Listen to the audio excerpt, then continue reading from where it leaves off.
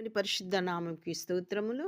119వ కీర్తనలు కీర్తనకారుడు ఏమంటున్నాడంటే 139వ వచనంలో ఆయనకి మరి వాక్యం మర్చిపోయే వారిని చూస్తే ఆయనలో బాధ పుడుతుందంట. నా ఆసక్తి నన్ను భక్షించుచున్నది. ఆయనలో ఆసక్తి పుట్టుచున్నది. అయ్యో! వీరు వాక్యాన్ని మర్చిపోయినారు. మరి నా విరోధులు నీ వాక్యం మర్చిపోవుదురు కావున నా ఆసక్తి నన్ను భక్షించుచున్నది. వారిని చూస్తే ఈయనలో ఏంటిది అనంటే ఆసక్తి పుడుతుంది. ఏంటిదనంటే వారు దేవునిలో నడవాలని, వారు వాక్యాన్ని మర్చిపోకూడదని, వారు దేవుని యందు నిరీక్షణ కలిగి ఉండాలని ఈయన ఆసక్తి అంట ఆయనను భక్షిస్తుందంట, తినేస్తుందంట. ఆయనను తినేస్తుంది. అటువంటి ఆసక్తి ఈయనలో పుట్టిందంట.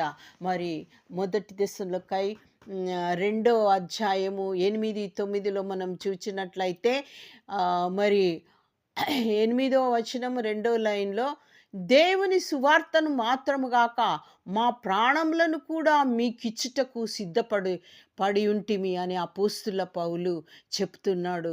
ఎవరిని?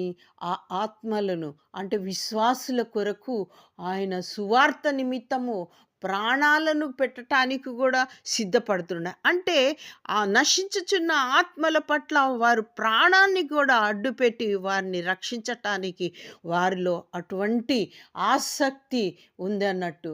రోమా 9వ అధ్యాయం 1వ వచనం నాకు బహు దుఃఖము నా హృదయంలో మానని వేదనయు కలుగుచున్నది అని అపోస్తుల పౌలు అంటున్నాడు.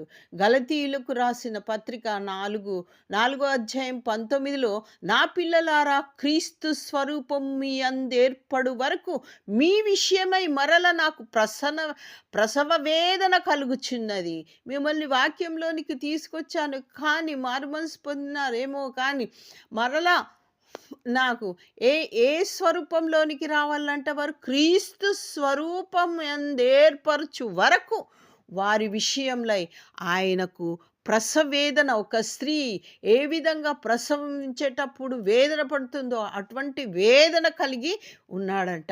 అదేవిధంగా నిర్గమకాండము 32, 31, 32లో మరి మోషే కూడా ఇజ్రాయేలులను నడిపించినప్పుడు వారు మరి బంగారు విగ్రహమును చేసుకున్నప్పుడు మరి దేవుడు అంటాడు కదా వారిని సంహరిస్తానంటే 32లో అయ్యో నీవు వారి పాపమును ఒకవేళ పరిహరించితివా లేని ఎడల నీవు వ్రాసిన నీ గ్రంథంలో నుండి నా పేరు తుడిచివేయమని బ్రతిమాలుకొనుచున్నాను. నేను నా పేరు తుడిచేయ్యా జీవ